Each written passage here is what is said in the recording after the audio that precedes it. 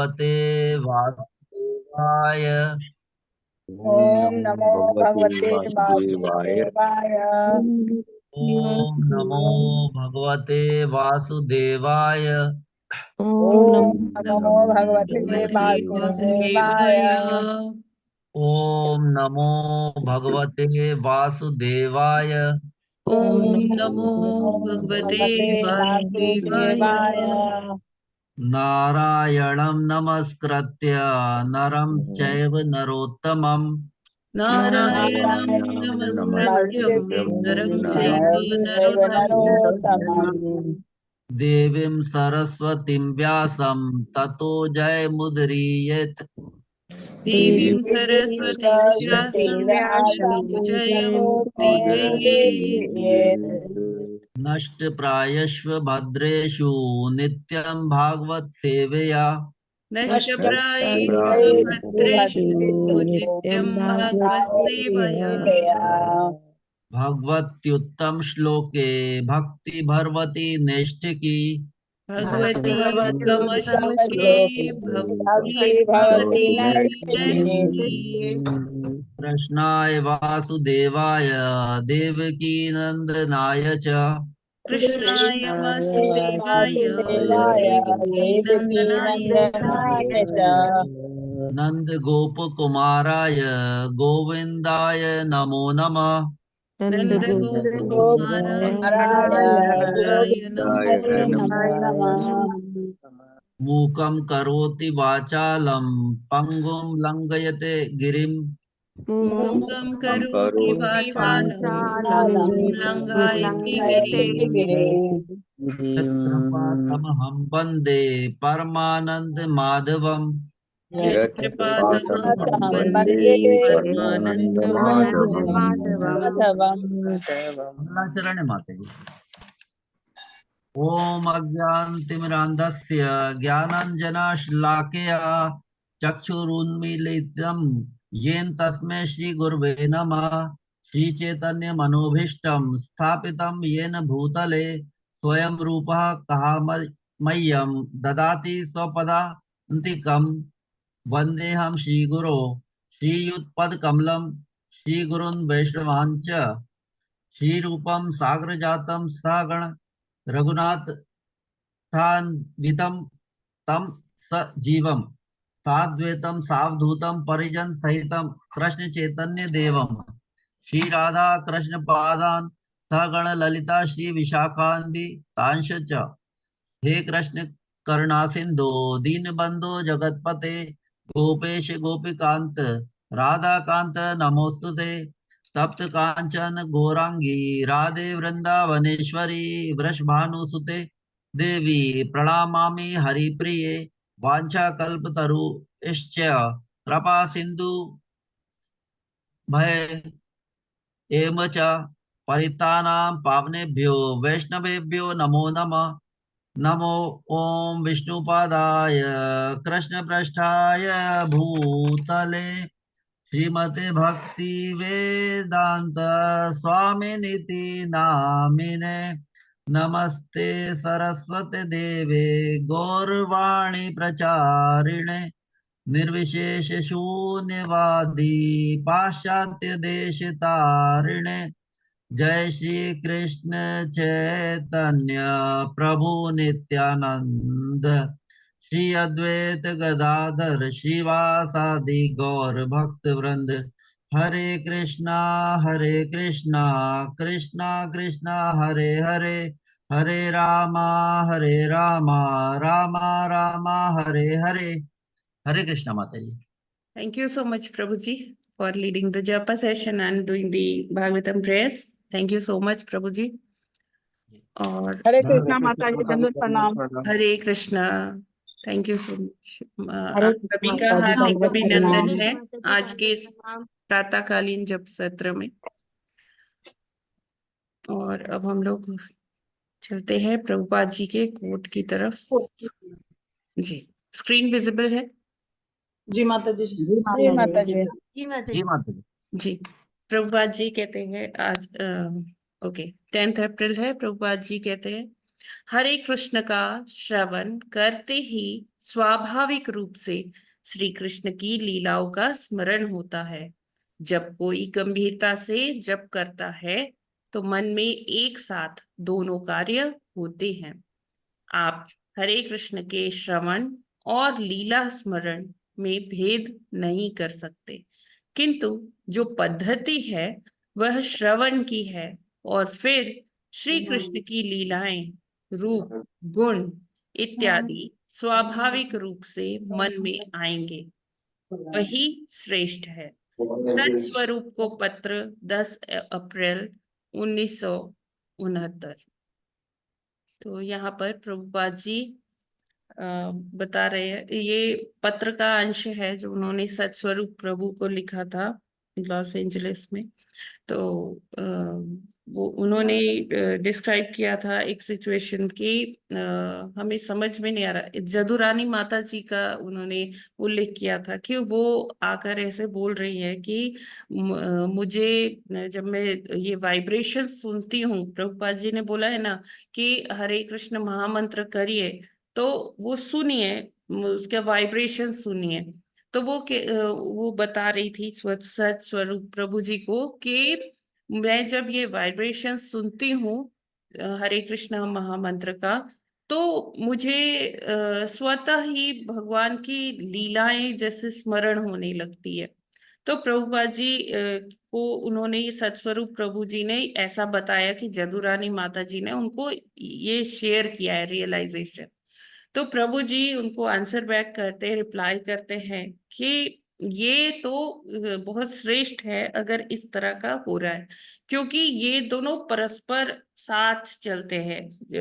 भगवान के पवित्र नामों का जप और जो भगवान की लीलाओं का स्मरण है ना, जब कोई बहुत सीरियसली ये करता है, बहुत गंभीरता पूर्वक ये करता है, जप करता है, तो उसके मानस पटल पर ये लीलाओं का स्मरण अपने आप होने लगता है।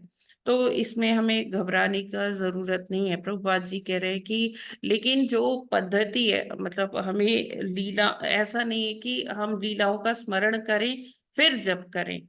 हमें जो पद्धति बताई है गुरु परंपरा से जो चली आ रही है, वो ये है कि आप श्रवण मतलब करिए, जो आप नाम जप कर रहे हैं, तो ऐसा कहते ही है कि भगवान वो श्रवण के माध्यम से, वो वाइब्रेशंस के माध्यम से जो हम सुनते हैं, वो हमारे हृदय में प्रवेश करते हैं। और जब भगवान हमारे हृदय में प्रवेश करते हैं, तो क्या होता है कि वो उस तरह का ज्ञान भी प्रदान करते हैं, हृदय में ज्ञान प्रज्वलित करते हैं, प्रकाशित करते हैं।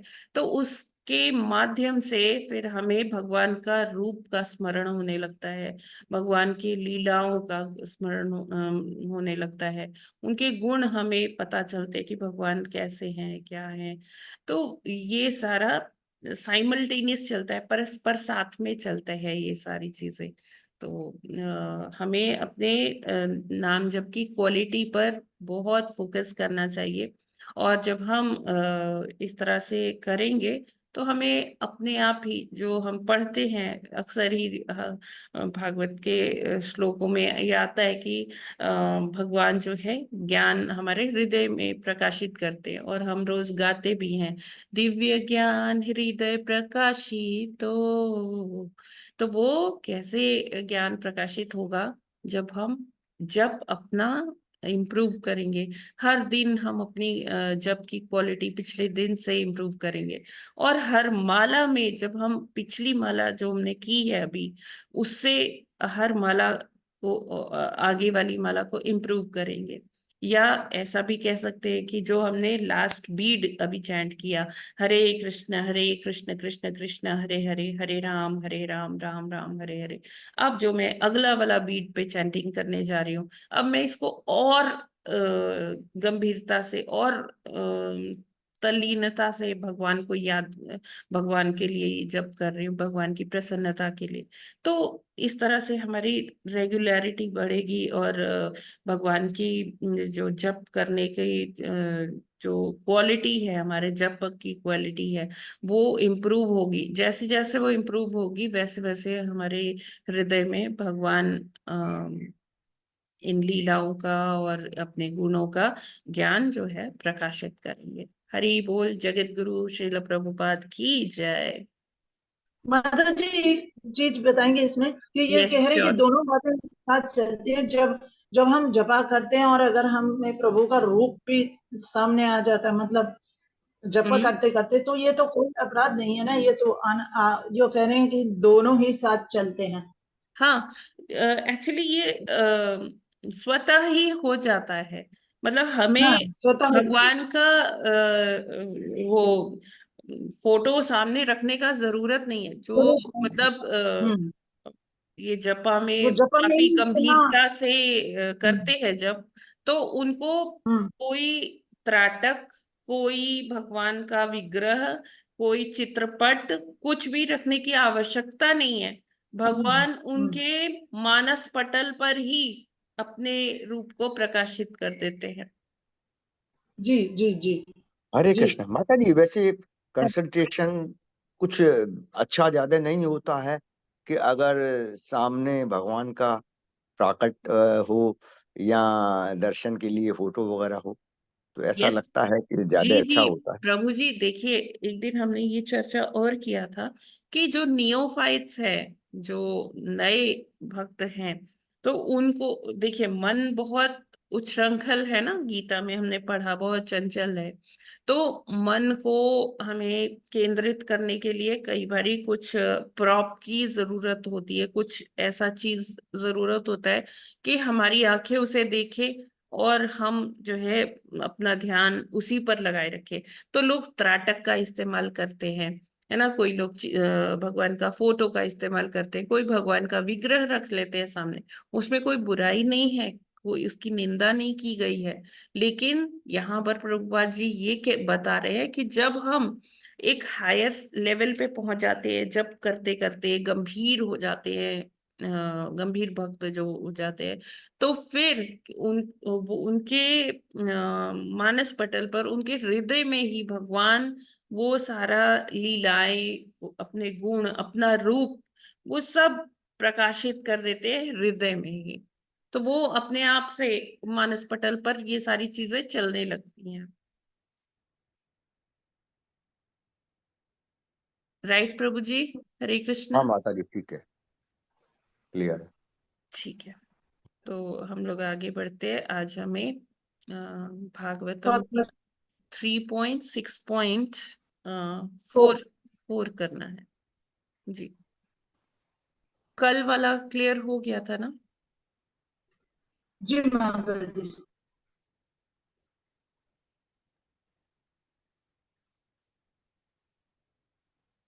जी पढ़े। यस माता जी। चौथा श्लोक। प्रबुद्ध कर्मा दैवेन त्रयोविंशतिको गणः माता जी प्रेरितो योर वॉइस इज ब्रेकिंग। अजनयत्स्वाभिर्मात्राभिरधिपूर्णम् प्रबुद्ध कर्मा दैवेन त्रयोविंशतिको गणः प्रेरितो जनयत् स्वाभिर्मात्राभिरधिपूरुषम्। हरे कृष्णा। हरे कृष्णा। प्रभु प्रबुद्ध कर्मा देवेन त्रयो विशतिको गणः प्रेरितो अजनस नयस्व भीर्मात्र पुरुषम। हरे हरे कृष्णा। कृष्णा। हरे कृष्णा। जी जी पढ़िए प्रबुद्ध माता जी। देवेन विंशतिको गणः प्रेरितो अजन्यत् स्वाभिर्मात्रा विरभिपुरुषम्। हरे कृष्ण। हरे हरे कृष्णा। कृष्णा माता जी, सबको प्रभु सब माताओं को कर्मा दंडवत प्रणाम। दैवेन त्रयोविंशतिको गणः प्रेरितो अजन्यत् स्वाभिर्मात्रा विरधि पुरुषम। हरे कृष्णा। हरे हरे कृष्ण माता जी, कृष्णा। दंडवत प्रणाम। सभी माताओं को दंडवत प्रणाम।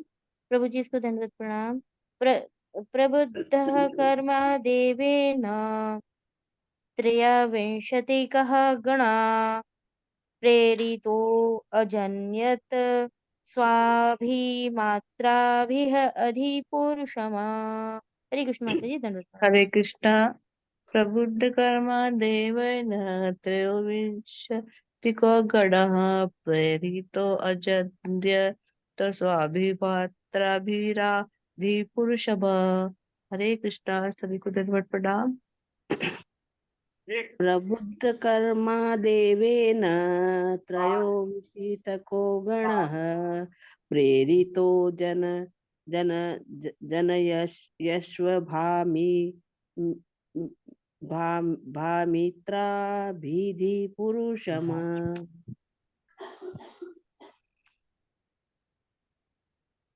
हरे कृष्णा। हरे कृष्ण। हरे कृष्णा।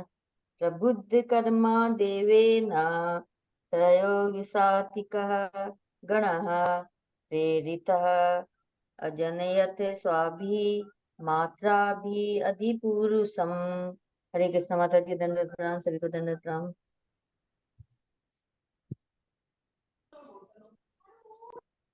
हरे कृष्णा। ओके, हरे थैंक कृष्णा। जी। प्रभु जी पढ़िए। प्रबुद्ध कर्मा देवेन त्रयोविंशतिको गणा प्रेरित अजनयत स्वाभिमात्राभिः अधिपुरुषम्। हरे कृष्णा। हरे कृष्ण। प्रबुद्ध कर्मा देवेन त्रयोविंशतिको गुणः प्रेरितो अजन्य स्वभिर्मात्राभिरधिपुरुष। हरे कृष्ण। जी, थैंक यू प्रभु जी। थैंक यू माता जी। शब्दार्थ।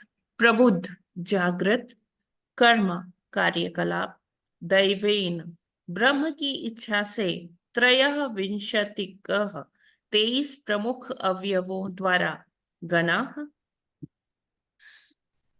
सम्मेल, प्रेरितः द्वारा प्रेरित, अजनयत प्रकट किया, स्वाभि अपने, मात्रा भी स्वांश से, इधर आ। एक छोटका में से इसमें से ले लो। मात्रा भी स्वांश से, अधिपुरुषम विराट रूप, विश्व रूप को। अनुवाद और तात्पर्य श्रील प्रभुपाद जी के द्वारा। श्रील प्रभुपाद जी की जय। जब परम पुरुष की इच्छा से 23 प्रमुख तत्वों को सक्रिय बना दिया गया, तो भगवान का विराट विश्व रूप शरीर प्रकट हुआ। तो हमने जैसे देखा कि 23 जो अवयव हैं, 23 घटक हैं, या 23 जो तत्व हैं, वो जैसे जो रॉ मेटीरियल्स थे उसके अंदर जब तक भगवान प्रवेश नहीं करते तब तक वो सब सक्रिय नहीं होते, एक्टिवेट नहीं होते। तो और इन्हीं फिर अवयवों में से क्या बनता है, भगवान का विश्व रूप की जो हम अवधारणा पढ़ते हैं, भगवान का विश्व रूप इसी से प्रकट होता है। तो अगर हम बात करते हैं, जैसे हमने गीता में भी पढ़ा कि भगवान ने अर्जुन को अपना विश्व रूप दिखाया था। तो विश्व रूप की अगर चर्चा की जाए तो विश्व रूप भगवान खुद ही कहते हैं कि ये विश्व रूप क्या है, काल्पनिक है। ऐसा कहीं नहीं है कि कोई ऐसा धाम हो जहां भगवान अपने इस विश्व रूप में, इस विराट काय रूप में रहते हैं, है ना। ऐसा ऐसा कोई भगवान का धाम नहीं है कि विश्व रूप धाम या कोई इस टाइप का। तो भगवान क्या कहते हैं कि ये विश्व रूप क्या है, बहुत ही ज्यादा निर्विशेष है। और ये इसलिए है कि जो लोग डायरेक्टली भगवान को नहीं मानते, भगवान के अस्तित्व को वो चैलेंज करते हैं कि भगवान जैसा कुछ नहीं है। वो तो एक एनर्जी है, एक कॉस्मिक एनर्जी है, एक मैनिफेस्टेशन है जिससे ये सब कुछ होता है ना। भगवान के साकार रूप को के दर्शन वो नहीं कर पाते, तो उनको सबसे पहले मतलब भगवान तो सबके परम पिता है ना, वो बहुत कृपालु है। तो वो ऐसे जो लोग होते हैं उनका भी उद्धार करने की भगवान सोचते हैं।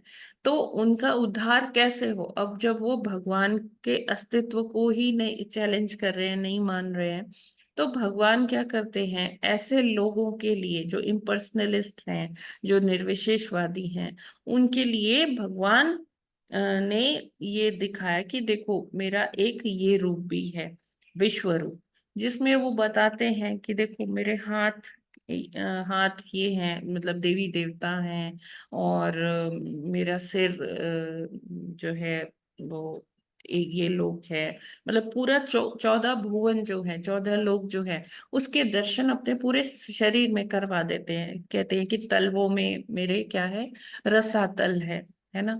और फिर ये सारे जितने पाताल, 7 पाताल होते हैं, अतल वितल सुतल महातल रसातल, है ना, ये सारे वो दिखा देते हैं।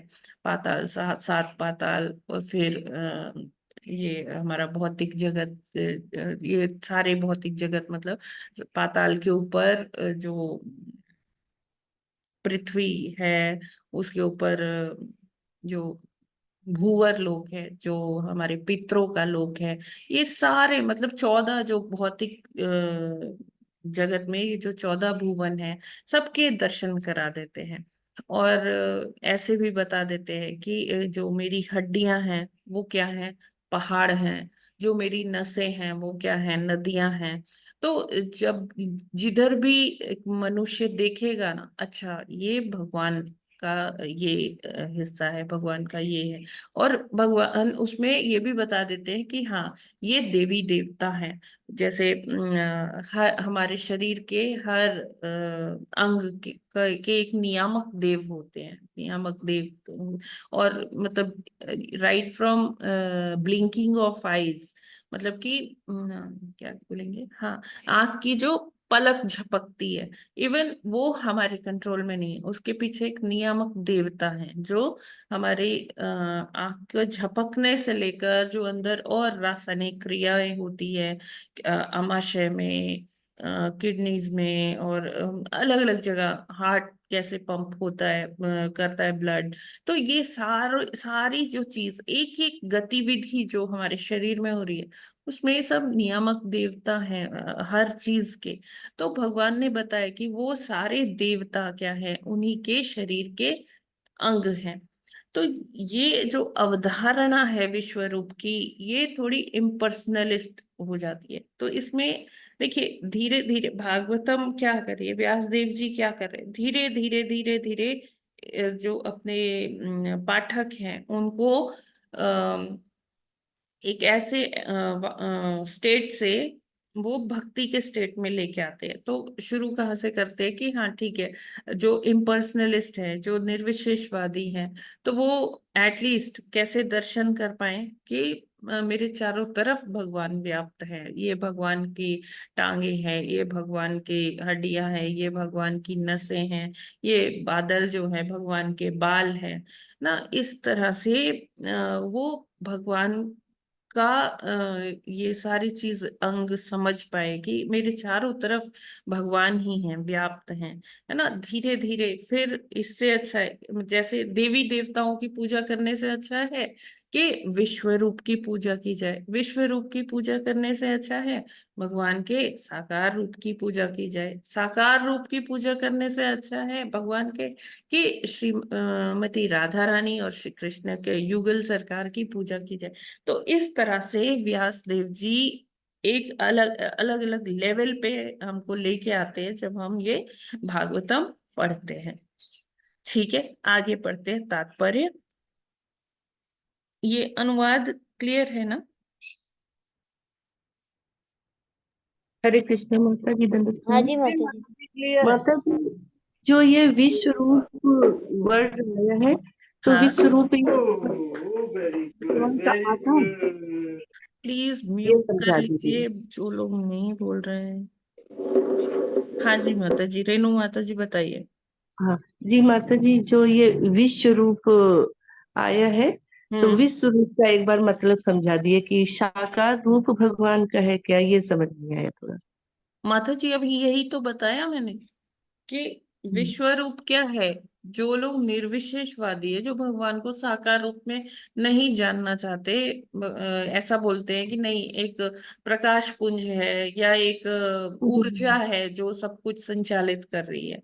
तो भगवान अपना विश्व रूप ऐसा दिखा देते हैं कि देखो, ये जो पहाड़ है ये मेरी हड्डियां हैं, ये जो बादल आपको नजर आ रहे हैं ये मेरे बाल है ना, और ये जो नदियां आपको नजर आ रही हैं ये मेरे नसें हैं, और जी जी जो ये आपको पेड़ पौधे नजर आ रहे हैं ये मेरे रोम छिद्र है ना। तो इस तरह जी से ये टांगे, भगवान कहते हैं मेरी टांगे क्या है, ये अलग अलग पाताल लोक है। तो ये विश्व जी रूप है कि जिधर भी देखो भगवान ही नजर आएंगे। जी जब तो कहने का तात्पर्य ये है कि कृष्ण से विश्व रूप आया है, ना कि विश्व रूप से कृष्ण आए हैं। ठीक है। जी माता जी। जो जी माता जी। निराकारवादी हैं वो भगवान का ये ना वो विष्णु का चतुर्भुज रूप में मानते हैं, ना वो कृष्ण का द्विभुज रूप मानते हैं ना। तो वो लोग की अंडरस्टैंडिंग के लिए, वो लोग को समझाने के लिए भगवान तो उन पर भी दया करना चाहते कि उनका भी किसी तरह तो उद्धार हो। अगर वो भगवान को मानेंगे ही नहीं तो उनके उद्धार होने में बहुत कठिनाई है, उनका उद्धार हो ही नहीं सकता। तो भगवान क्या करते हैं कि उनको विश्व रूप के जरिए उनका उद्धार करते हैं। तो जब वो विश्व रूप को जानेंगे तो फिर धीरे धीरे फिर वो एक ऐसे लेवल पे आएंगे जहां वो भगवान को साकार रूप में भी जान पाएंगे। जी माता जी, जी। समझ आ आगे गया। आगे पढ़ते हैं तात्पर्य। विराट रूप या विश्व रूप जिसकी निर्विशेषवादी बहुत बड़ाई करते हैं, वह भगवान का नित्य रूप नहीं है।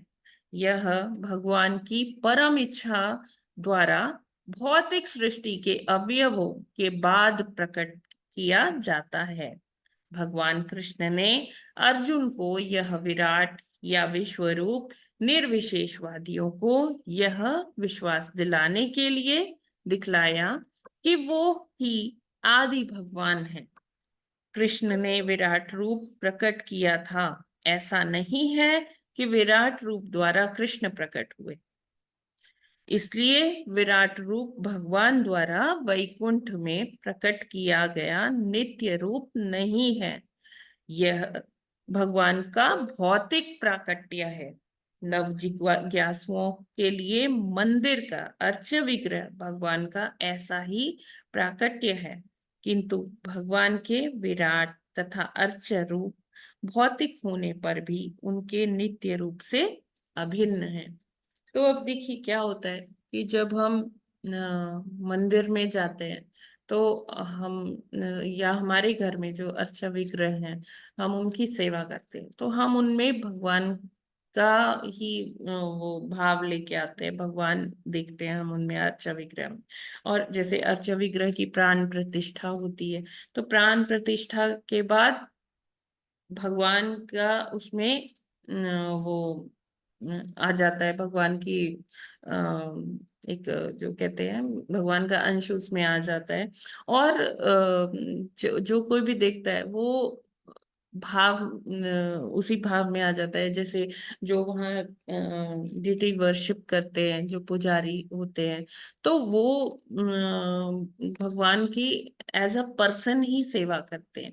तो अब देखिए जैसे विराट रूप है या भगवान का और रूप है, तो भगवान जो है मतलब इतने डिवाइन है कि हम उनको नहीं देख पाते अपने भौतिक चक्षुओं से, है ना। और जब देख ही नहीं पाते तो सेवा करना तो बहुत दूर की बात है।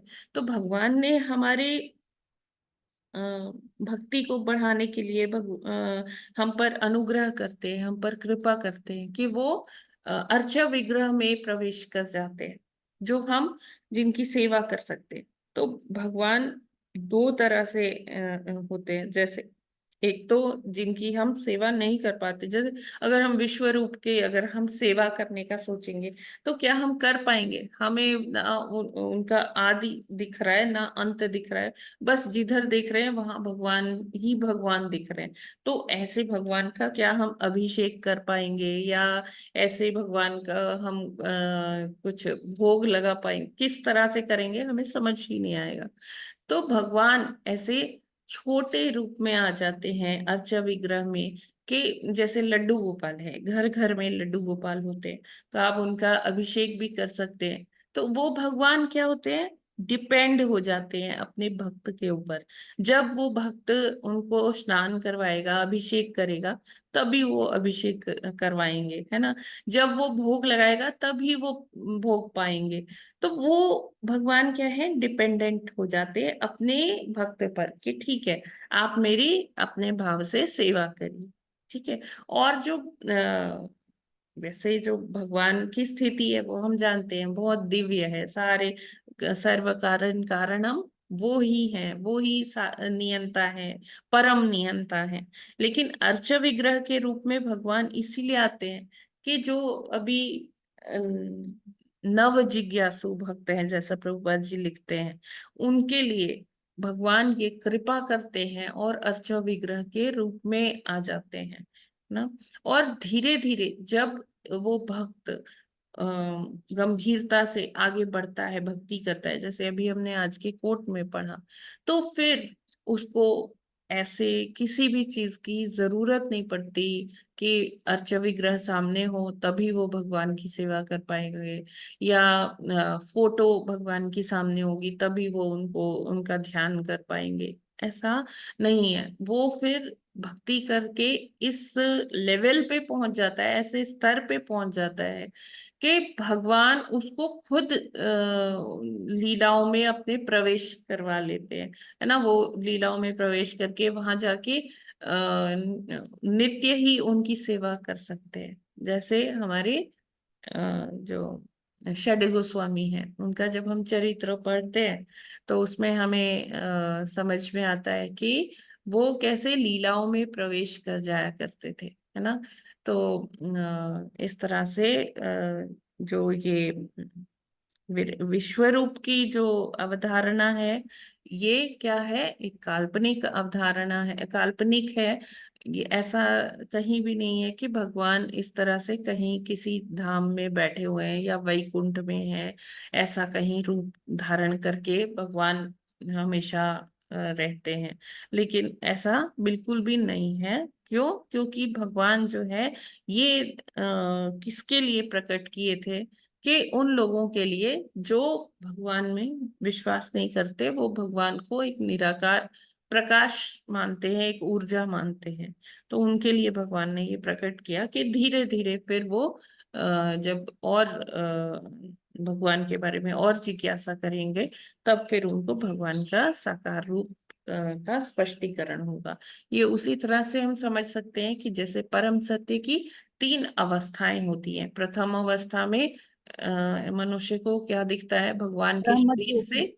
निकलने वाली कांति दिखती है, ब्रह्म हम्म, ज्योति दिखती है। द्वितीय अवस्था में जब भक्त हृदय और में परम। ज्यादा भक्ति में आगे बढ़ जाता है तो उसको अपने हृदय में ही परमात्मा के दर्शन होते हैं। और तृतीय अवस्था परम सत्य की क्या है, ये उसकी पराकाष्ठा है, जहाँ पूर्ण पुरुषोत्तम भगवान श्री श्री राधा श्याम सुंदर जी के दर्शन होते हैं। दर्शन। ठीक है, ये क्लियर है? इसमें कोई प्रश्न? हाँ माता जी दंडवत प्रणाम। प्रणाम इसमें माता जी। अ, जैसे जैसे मैं सोच रही हूँ कि रूप मतलब जैसे उसके कुछ डायमेंशन है, हम्म। जैसे बस है, रेल है, जो भी कुछ भी है। जी। तो जैसे गीत उसमें जब कुरुक्षेत्र का युद्ध था तो उसमें जो उन्होंने रूप दिखाया था अर्जुन को, और हम्म। एक दो ने और देखा था, तो उसमें उन्होंने उनका मुंह, वो कह रहे हैं कि ये मुंह है, क्योंकि वो उसमें चबाते हुए दिखा रहे हैं कि ये जितने भी कौरव हैं और हाँ पहले हैं। तो ये जैसे यहाँ पर अभी बताया गया है कि ये जैसे पर्वत उनके हाँ क्या हाँ, चीज, जी जी हाँ जी बादल जैसे के बाल हैं और ये है। जी तो ये मुंह भी मतलब वास्तव में एग्जिस्ट कर रहा है या वैसे बताया गया है कि क्योंकि हमारी कल्पना में रूप का मतलब एक मुंह है और जी एक जी जी। हाथ है, पैर है। हाँ तो माता जी, हमारी कल्पना, वैसा भी है, वैसा भी है। लेकिन अर्जुन को मतलब मुंह के अलावा उनका जो पूरा शरीर था उसमें ये सारी सृष्टि भी दिख रही थी, है ना। ये पहाड़, ये झरने, नदियां, वृक्ष, ये सब भी दिख रहा था अर्जुन को। मतलब मुंह भी एग्जिस्ट कर रहा है वास्तव हाँ हाँ उसमें जो। हाँ, जी जी। और अर्जुन को यहाँ तक कि अपना भूतकाल और भविष्यकाल भी नजर आ रहा था कि वो जी क्या जी कर रहे हैं। ठीक है। जी जी जी और एक मुंह नहीं था, असंख्य मुंह थे। जी असंख्य मुंह, असंख्य पेट, और वो भुजाएं, करोड़ों भुजाएं। ठीक है ना। तो जहां भी, और कुछ अर्जुन को दिख ही नहीं रहा था। जहां भी, जिधर भी वो मुड़ के देख रहा था, हर तरफ भगवान ही नजर आ रहे थे। तो जैसे ठीक है। निर्विशेषवादियों के लिए बता रहे हैं तो मुंह उनके लिए भी है कि मुंह वास्तव में एग्जिस्ट कर रहा है। हाँ हाँ, बिल्कुल कर रहा है। इसीलिए भगवान ने अपना ये रूप दिखाया था। जी जी ठीक हरे है। कृष्ण। ठीक माता है। जी, जरा सा और जी ये जो अच्छे से बता। भक्ति में परिपक्व हो जाते हैं, हाँ जैसे जी गोपाल जी, जी। तो वो भगवान की लीलाओं में प्रवेश कर जाते हैं। हाँ, तो ये लीलाएं कैसी हैं? जैसे वृंदावन लीलाएं हुई, या बाहर की लीलाएं हुई, या कुछ और लीलाएं हैं? कैसी लीलाओं में प्रवेश कर जाते ये हैं लोग? प्रभु जी हर प्रकार की लीलाएं हैं, अभी हम अपनी बुद्धि से नहीं समझ सकते। अभी जैसे उल्लेख आता है, एक वो कथा आती है श्यामानंद जी की। ये शायद मैंने सुनाई थी, इस ग्रुप में सुनाई थी या दूसरे वाले ग्रुप में सुनाई थी कि श्रीमती राधा रानी की अंगूठी खो जाती है ना, एक बार उनकी पायल खो जाती है।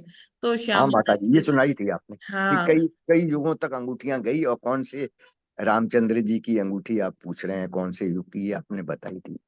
हाँ, ये तो एक अलग है। वैसे श्रीमती राधा रानी की जैसे पायल हो गई थी, तो फिर वो श्यामानंद जी को झाड़ू लगाते हुए मिली थी। तो उसके बाद ललिता सखी एक बुढ़िया बन के आई थी कि हाँ ये पायल मुझे दे दो। तो श्यामानंद जी काफी उच्च कोटि के भक्त थे। तो वो उनसे कहते हैं कि नहीं, मैं ये जिसकी पायल है ना, मैं उसको ही दूंगा, आप उसी को बुला के लाइए जिनकी पायल है। तो क्योंकि वो समझ गए थे कि वो कोई बहुत दिव्य पायल है। तो फिर ललिता सखी जाती हैं, श्रीमती राधा रानी को बुलाती हैं। फिर राधा रानी उनको अपनी लीलाओं में प्रवेश करवा देती हैं। तो इस तरह से जो भक्त होते हैं उच्च कोटि के, वो भगवान की लीलाओं में प्रवेश कर जाते हैं। जैसे रूप गोस्वामी हैं, रूप गोस्वामी का भी ऐसे ही आता है कि वो भगवान की लीलाओं में प्रवेश कर जाते थे। ठीक है ना प्रभु जी। ठीक है भगवान माता को जी, कुछ अपने ऐसे भगवान की सेवा करने के लिए वो उनकी लीलाओं में प्रवेश कर जाते थे। ठीक है माता जी।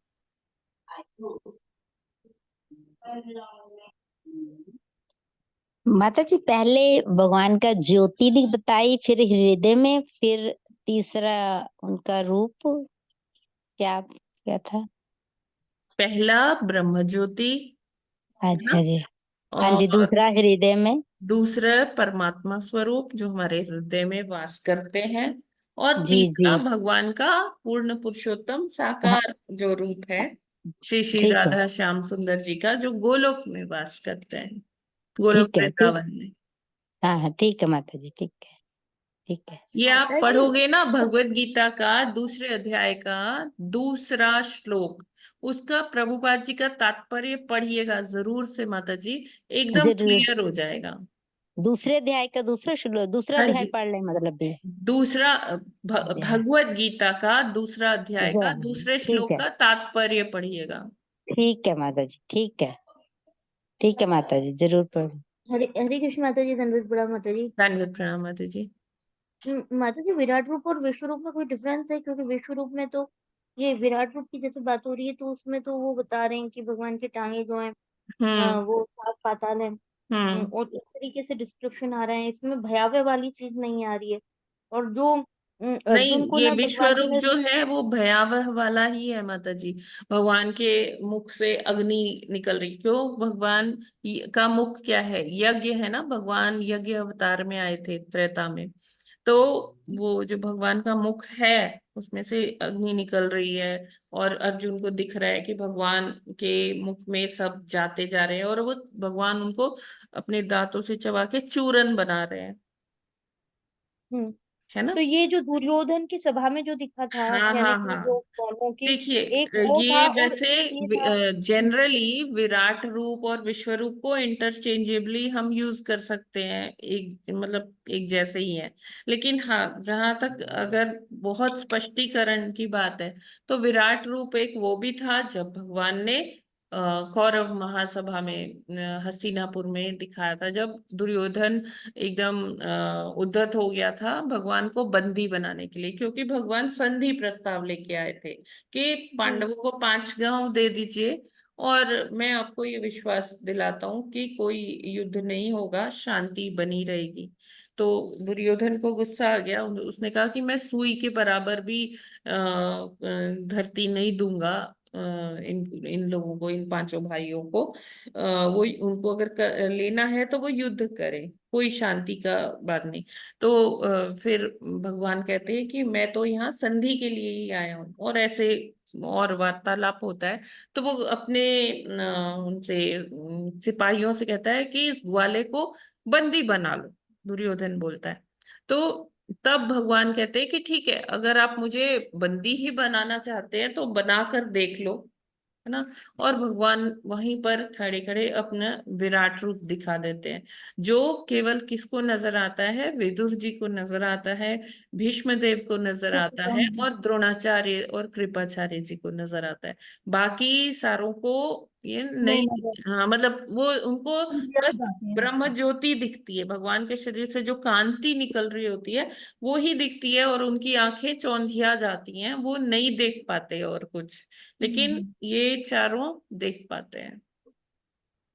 जी तो ठीक वो है माता जी। उसको विराट रूप कहते हैं और विश्व रूप कहते हैं, कि जो ये सारा ब्रह्मांड भगवान ने अपने शरीर में दिखा दिया।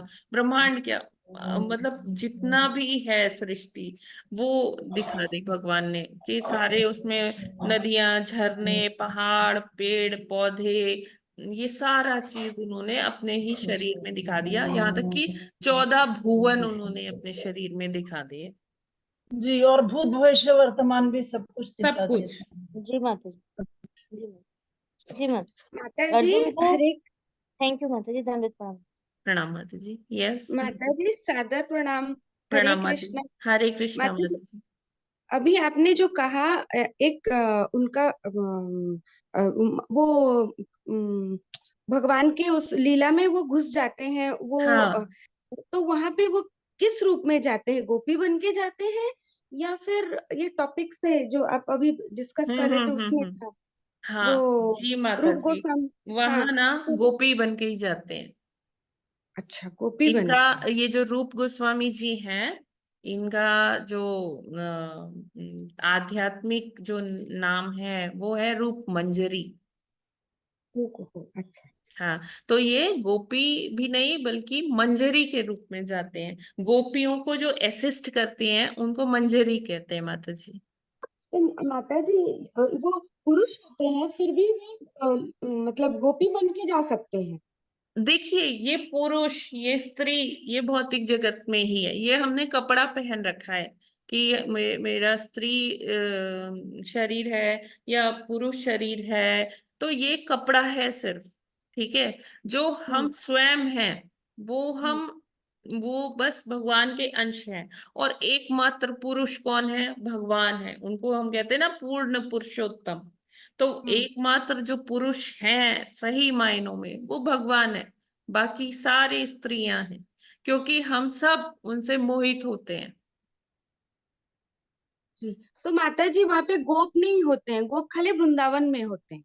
नहीं नहीं, ऐसा नहीं है माता गोप जी। गोपियां। भगवान के धाम में, गोलोक में होते हैं, गोप भी होते हैं, भगवान के सखा होते हैं, सबकी अपनी अपनी सेवा है माता जी। अच्छा। ठीक है।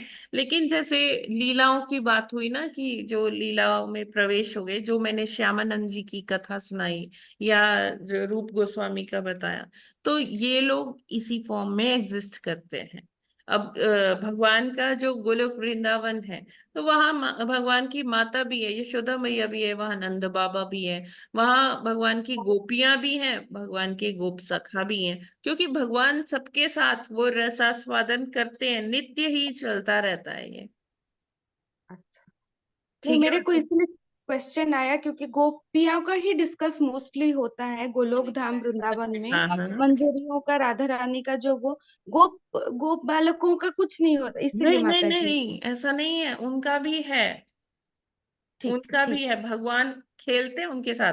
देखिए, गोप सखा जो है ना, ऐसा वर्णन आता है कि गोप सखा जो है वो सूर्योदय का इंतजार करते रहते हैं कि कब सूर्योदय होगा और कृष्ण हमारे साथ गोचारण के लिए चलेंगे, फिर हम कृष्ण के साथ ये गेम खेलेंगे, ऐसा करेंगे, वो कृष्ण के साथ बैठकर प्रसाद पाएंगे, है ना, मैं अपने टिफिन से कृष्ण को ये खिलाऊंगा। ऐसी ऐसी लीलाएं आती हैं।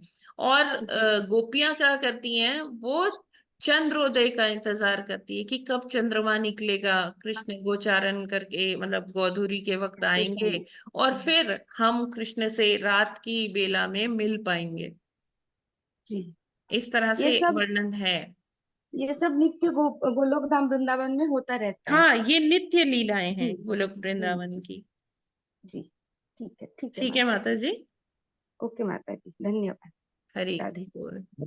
हरे कृष्ण माता जी। यस प्रभु जी, हरे कृष्णा। माता जी, भगवान ने विराट रूप हस्तिनापुर महासभा के अलावा भी कई जगह दिखाए हैं ना। हाँ, वो जैसे दिखाए हैं। महाभारत फिनिश होने के बाद कोई ऋषि थे जो श्राप देना चाहते थे भगवान को, हम्म। उनको भी दिखाए। फिर जी। साउथ में जाकर के रतनपुर में कोई मौर्यध्वज करके राजा थे, उनको भी दिखाए। जी प्रभु जी, सही कहा आपने। बट उनको विश्व रूप नहीं बता सकते हैं, ओनली विराट रूप बोल सकते हैं। तो हाँ, उसमें भयावह लेकिन भयावह प्रभु जी वाला आप कुछ नहीं। ऐसे आप पढ़ेंगे ना, तो विश्व रूप को कई जगह विराट रूप भी लिखा हुआ है, वर्ण ऐसा आता है। तो उसमें हमें कंफ्यूज नहीं होना चाहिए। वो मतलब भगवान का ही एक अभिव्यक्ति है, मैनिफेस्टेशन है। क्योंकि ना विराट रूप ना विश्व रूप ऐसे भगवान कहीं होते नहीं, मतलब ऐसे कहीं भगवान का धाम नहीं है जहां भगवान इस तरह से रहते हैं, है ना। वो केवल भक्तों को संतुष्ट करने के लिए भगवान ने भौतिक जगत में ये रूप दिखाए, ये बताने के लिए कि जी माता जी। कृष्ण से ही ये सारे रूप आ रहे हैं। जी माता जी, क्लियर माता जी, जी। क्लियर हो। ठीक है, और कोई प्रश्न? नहीं माता जी। यस हरे प्रभु। कृष्ण। हरे। कृष्ण जी की मेनली सारी जो लीलाएं हैं वो वृंदावन की लीलाएं कहलाती हैं, लेकिन वृंदावन के बाहर की भी लीलाएं हैं। बाहर तो की भी जैसे है प्रभु कि जी, आया ना। द्वारका की भी है, मथुरा की भी है, बहुत सारी लीलाएं हैं। हाँ ठीक है। जी, बताइए। बस और कुछ नहीं था। अच्छा, नहीं, बहुत सारी लीलाएं हैं प्रभु जी। वहाँ जब रुक्मिणी माता जी से वो विवाह करने गए थे, तो विदर्भ की भी लीलाएं हैं, है ना। हाँ माता जी, कहने का मतलब थोड़ा सा यही था थिंकिंग कि भक्त लोग तो फिर किसी भी लीला में प्रवेश कर सकते हैं ना, वृंदावन के हाँ, बाहर की जो भी तो। भगवान के जिस रूप को मेडिटेट करता है वो वैसी हाँ लीलाओं में प्रवेश कर हाँ जाता ठीक है माता जी। है ना। बहुत क्लियर अब सारा। जैसे कोई भक्त है यहाँ पर, है ना, वो अपनी भक्ति की चरम सीमा पे पहुंच गया है, तो अब उसको अगला जन्म में भी किसी ऐसे ब्रह्मांड में मिल जाएगा जहां भगवान की वो लीला चल रही होगी। अगर वहां नहीं मिलेगा तो भगवान के वो भगवत धाम चला जाएगा, वहां लीलाओं में पार्ट ले लेगा। ठीक है। हाँ माता जी, लेकिन अप्रकट लीलाएं तो वृंदावन में भी यहाँ धराधाम पे हमेशा चलती हाँ, रहती हैं, हमेशा चलती जैसी है। कि जैसी बिल्कुल। कि वहाँ गोलोक धाम में चलती जी हैं। जी जी, बिल्कुल। ठीक है। ठीक है, और कोई प्रश्न? नहीं तो फिर यहीं पर आज विराम करते हैं, कल फिर आगे पढ़ेंगे 5वें श्लोक से। ठीक है। ग्रंथराज भागवतम की, ग्रंथराज जय। श्रीमद् भागवतम की जय। जगत गुरु श्रील प्रभुपाद की जय। जय नामाचार्य हरिदास ठाकुर की जय। जय अनंत कोटि वैष्णव भक्त वृंद की जय। जय। वाञ्छाकल्पतरुभ्यश्च कृपा सिन्धुभ्य एव च पतितानां पावनेभ्यो वैष्णवेभ्यो नमो नमः। हरे हरे कृष्णा कृष्णा। ओम सभी हरे को दंडवत कृष्णा प्रणाम। हरे कृष्ण माता जी, हरे दंडवत प्रणाम। कृष्णा माता जी, दंडवत प्रणाम। हरे कृष्ण।